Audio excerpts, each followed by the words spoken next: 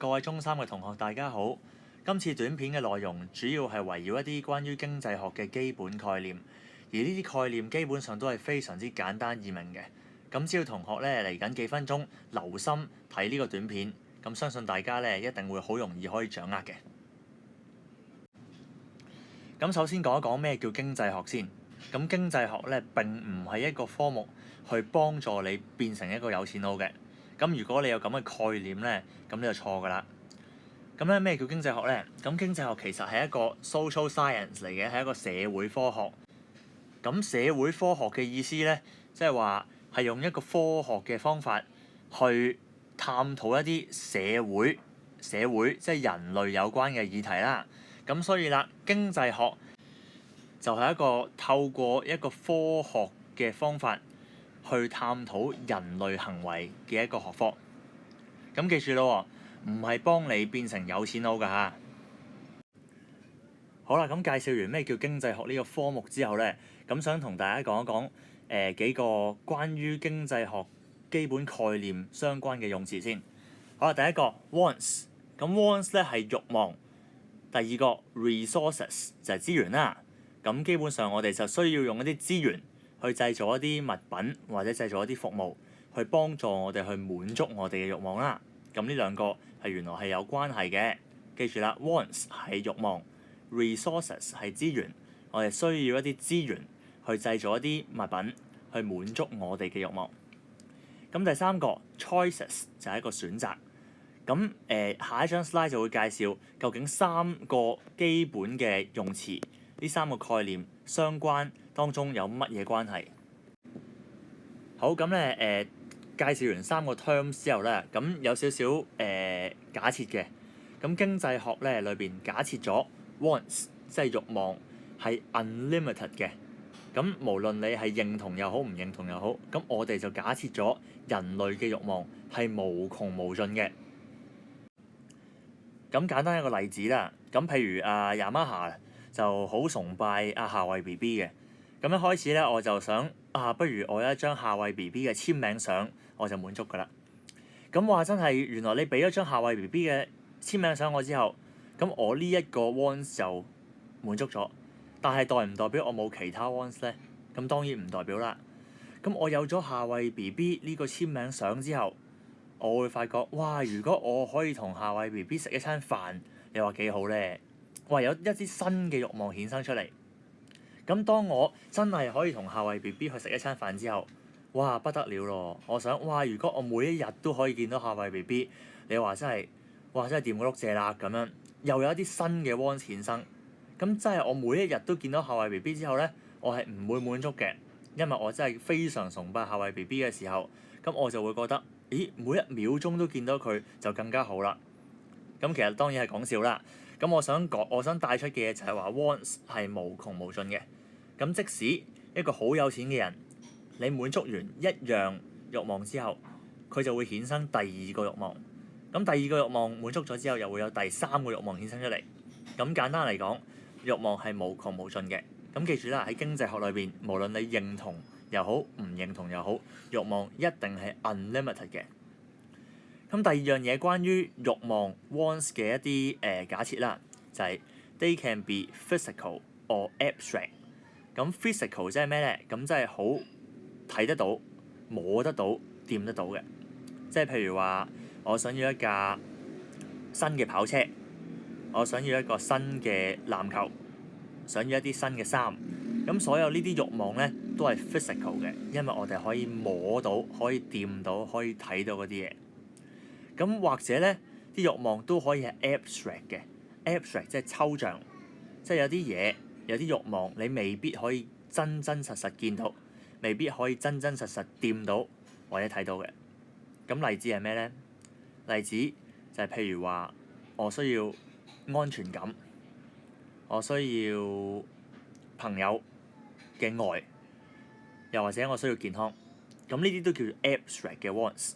咁即係話，無論你嘅慾望係睇到或者睇唔到都好，喺經濟學上邊咧都係叫做 wants 嘅。咁頭先講完一啲關於 wants 慾望嘅假設之後，咁經濟學家咧又對於 resource 資源有另外一啲假設。咁喺上一課書我哋教咗一啲叫做 factors of production 啦，一啲叫做生產嘅要素。咁生產要素咧就係一啲生產當中涉及嘅一啲資源啦。咁所以有啲 resource 啦。咁我哋對於 resource 咧有另外一啲假設嘅。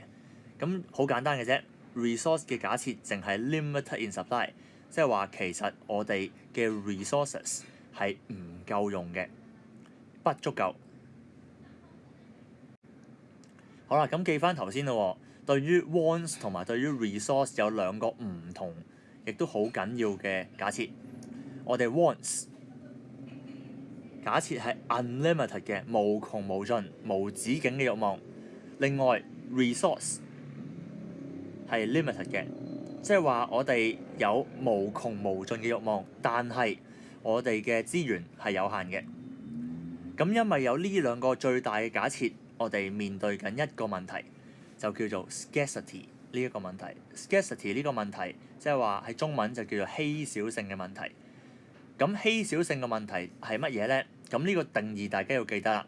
咁稀少性係描述緊一個情況，一個情況就係話，當我哋擁有嘅資源並唔足夠滿足晒所有人類嘅慾望，我哋就需要面對一個叫做稀少性嘅問題。咁所以啦，稀少性呢樣嘢嘅來源係有兩個。第一個就係 unlimited wants， 因為我哋有無限嘅慾望，加上第二個情況，但係我哋資源有限，所以我哋要面對 scarcity 呢個問題。單單係得一 unlimited wants 或者二 limited resource 都唔會有 scarcity 嘅，一定係要有無窮無盡嘅慾望，加上有限資源，所以我哋就面對呢個稀少性問題。咁應該唔難理解。咁另外啦 ，scarce good 同埋 economic good 咧，咁呢兩個 goods 咧其實一樣解釋嘅啫。咁就總之係叫做稀少嘅物品啦。咁稀少嘅物品顧名思義，即係面對緊稀少性呢個問題嘅一啲物品。咁即係話佢哋嘅 quantity 唔能夠滿足晒所有人嘅慾望，咁我哋就叫佢哋做 scarce good 或者 economic good 啦。係啊，咁頭先啱先講完咩叫做 economic good 或者咩叫做 scarce good 啦，咁呢度再講一次啦。咁economic good 或者 scarce good 啦，同一個解釋嘅啫，係咩嚟嘅咧？係一個 good that face the problem of scarcity， 即係面對稀少性嘅一啲物品就叫做 scarce good 嘅啦。咁換句話講啦，即係佢個 available quantity， 佢有嘅數量唔能夠滿足晒所有人類嘅慾望。咁留意啦，呢度寫住係唔能夠滿足晒所有人類慾望 ，cannot satisfy all human wants。咁所以有一個好 common 嘅 mistake 咧，就係話係咪 economic good 唔能夠滿足人類嘅慾望咧？咁呢個當然係唔啱啦。咁 economic good 係可以滿足人類慾望嘅，但係只不過佢唔足夠滿足晒所有人類慾望啫。咁相反啦，第二樣嘢叫做 free good。咁 free good 咧，唔係唔使錢嘅 good。咁呢個 free good 係一個經濟學嘅 terms， 係用嚟 describe 一啲 good， 一啲貨物係冇 scarcity 呢個問題嘅。即係話 free good 係唔需要面對 scarcity 呢個問題。咁換句話講，好簡單，即係話佢嘅 quantity 係足夠滿足晒人類嘅慾望，足夠滿足晒人類慾望，咁叫 free good。咁諗到有咩例子咧？咁其實 free good 冇乜例子嘅啫，因為你諗下咯，所有嘢，譬如喺香港喺地球上面有啲乜嘢嘢可以滿足到人類慾望，但係咧佢係足夠滿足晒所有人慾望咧？咁其實你諗到嘅例子唔多，例如可能係空氣啦，可能係陽光啦，因為呢啲我哋都係想要嘅，但係咧佢哋即係陽光啦或者空氣可以滿足晒世界上所有人，咁所以咧就冇 scarcity 呢個問題啦。好啦，咁呢個表咧係一個好好嘅表啦，去幫大家去可以比較下 free good 同 economic good 嘅。咁第一個，咁 does it face the problem of scarcity？ 咁都係定義上面嘅嘢嘅啫。咁 free good 定義上就係冇 scarcity 呢個問題，咁即係話所有唔需要面對 scarcity 問題嘅嘢嘅 goods 就叫 free goods。咁因為定義上咁啦，咁所以一定啱嘅。咁 economic goods 就係面對 scarcity 嘅 goods 啦，咁唔需要多解釋。咁第二個 can the available quantity satisfy all human wants？ 咁都係相同啦。咁既然 free good 係唔需要面對 scarcity， 咁換句話講，佢真係有足夠嘅數量去滿足晒所有人慾望啦。咁 economic goods 因為佢有 scarcity， 所以佢就不能夠滿足所有慾望。咁頭兩個都比較容易嘅，第三個就比較難啦。Are you willing to pay for it？ 咩意思咧？即係你願唔願意俾錢去買嗰樣嘢？咁大家諗下咯，對於一個 free good 嚟講，你會唔會願意俾錢買咧？揾個例子啦，你會唔會願意俾錢？譬如話俾10蚊去呼吸多一口空氣啊？當然啦，你唔會嘅。咁點解你唔願意去俾錢去買空氣咧？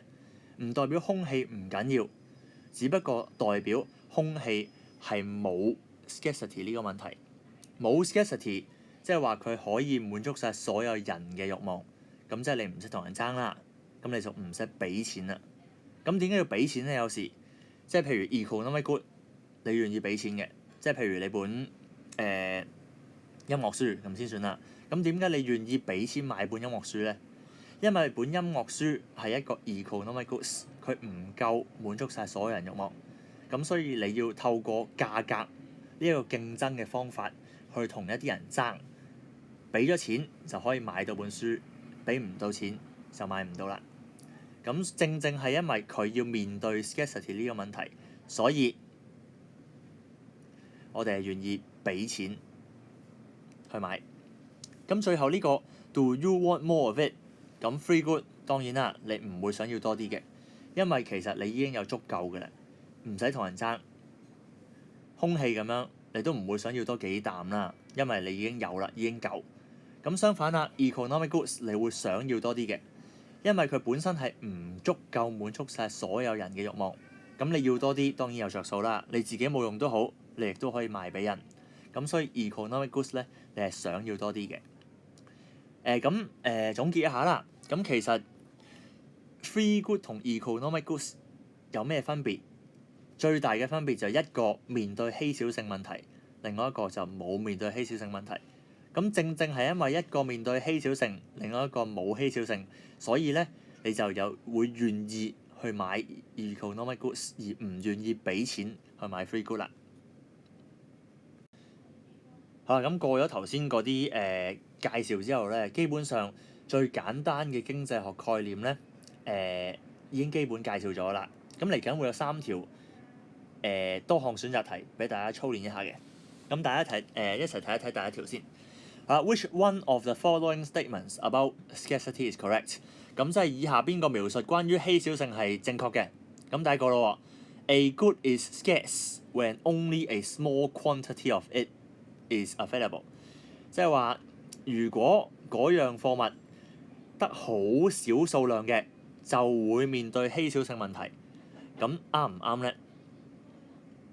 咁如果大家唔清楚嘅話咧，你可以睇翻較早之前幾分鐘之前嘅介紹。頭先嗰度講過 scarcity 呢個問題嘅存在係有2個因素引致嘅，就係 unlimited wants 同埋 limited resource。咁喺呢度淨係講咗我哋有好少數量，但係冇講到嗰個物品嘅 wants 究竟多唔多人想要咧？咁可能咧得好少數量，但係冇人想要，咁都唔可以叫佢 scarce 嘅。咁所以第一個描述咧其實係錯嘅。咁第二個描述 A good is scarce when people want to have more of it。咁呢個好緊要啦。當人哋想要多啲，咁點解人哋想要多啲咧？因為佢唔足夠啊嘛。咁所以咧，第二個描述係啱嘅。記住啦，頭先之前講過啦，如果我哋想要多啲，自己冇用都可以賣俾人，點解咁咧？因為佢不能夠滿足晒所有人嘅慾望。咁即係其實佢隱含住稀少性呢一個概念係存在嘅。咁知道第二個描述啱之後，我哋睇埋第三同第四個描述。咁第三個描述咯，There is no scarcity in a planned economy。咁 planned economy 即係一啲共產國家啦，即係或者叫做計劃經濟。咁即係政府話晒事。咁政府話晒事代唔代表冇 scarcity 咧？咁當然係唔代表啦，當然係錯啦。即使好似北韓啊，好似大陸呢啲計劃經濟，咁都係有 scarcity 嘅。咁 scarcity 因為都係稀少性啦，咁即係都係有啲 resource 係滿足唔到所有人慾望。咁所以咧，呢個係唔啱嘅。咁最後一個描述啦。The problem of scarcity can be solved by producing more goods。好啦，咁呢個都唔啱嘅，因為其實 scarcity 呢個問題係解決唔到嘅，因為其實 scarcity 呢個問題係一個根本性嘅問題。經濟學家假設 wants 係 unlimited 嘅，慾望係無窮無盡，但係 resource 係有限嘅，咁所以不能夠用有限嘅 resource 滿足晒所有人嘅。咁所以呢個 scarcity 呢個問題係唔可以完全根治嘅，咁所以呢個描述都唔啱，所以第二個描述啱啦。好啦，咁第二個練習啦，咁呢條比較容易啲嘅，咁大家睇一睇咯喎。Which one of the following statements about economic good is correct？ 咁即係呢個 economic goods 究竟邊一句描述係啱咧？咁我 economic good must be sold at a positive market price。咁呢一個描述係好容易令到人哋錯嘅。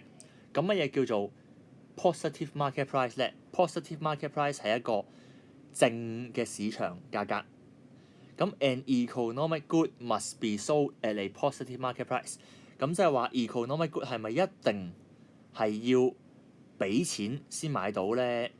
雖然記住咯，你係願意俾錢去買 economic good，因為佢唔足夠滿足晒所有人嘅慾望，但係代唔代表佢一定係要錢先買到咧？唔代表嘅。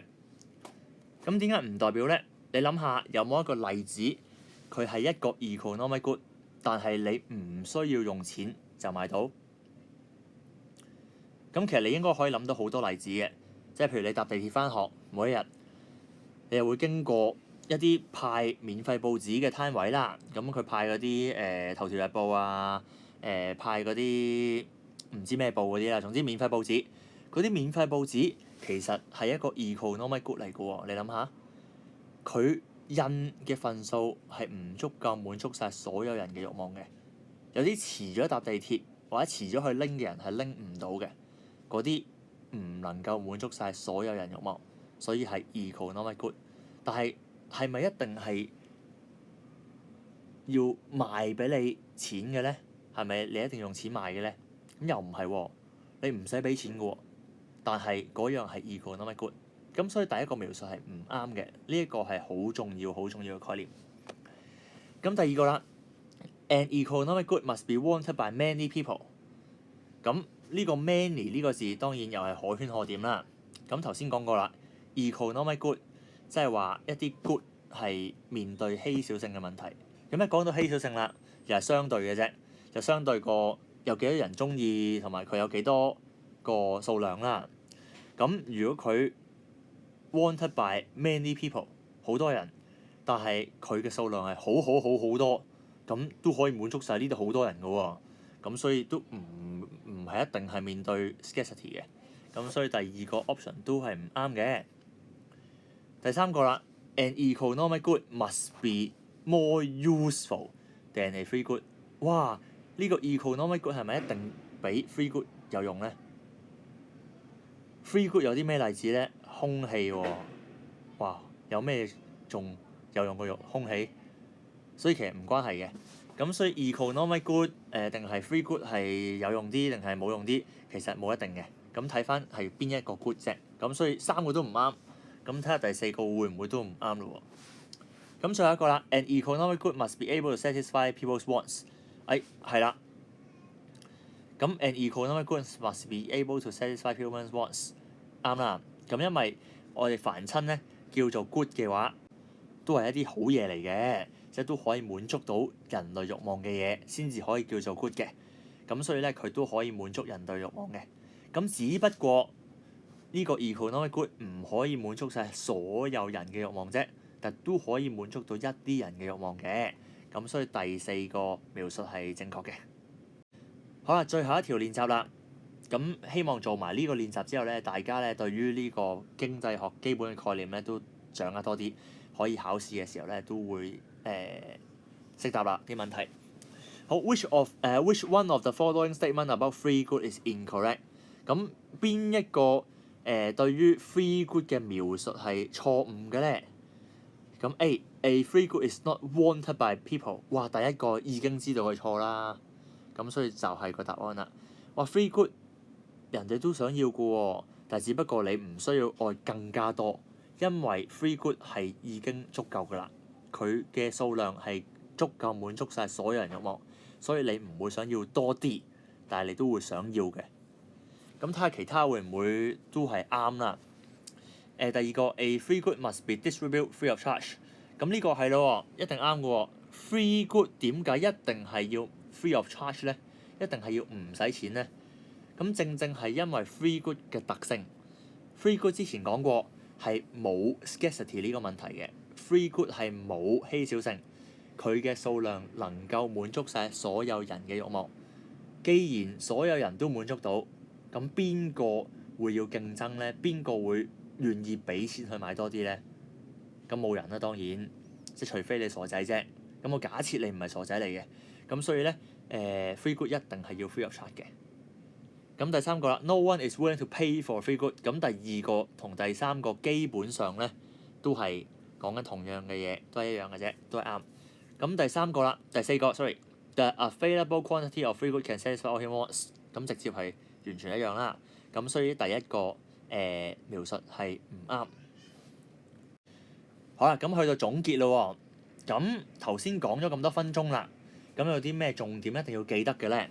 咁記住咯 ，scarcity 稀少性係一個 universal 嘅問題，即係每一個世界每一個人都需要面對嘅問題，但係佢唔能夠解決嘅，因為我哋經濟學假設咗人類嘅慾望係無窮無盡，而客觀上啲 resource 啲資源亦都係有限嘅，咁所以我哋不能夠用有限嘅資源去滿足晒人類無限嘅慾望，咁所以基本上呢個 scarcity 呢個問題係搞唔掂嘅。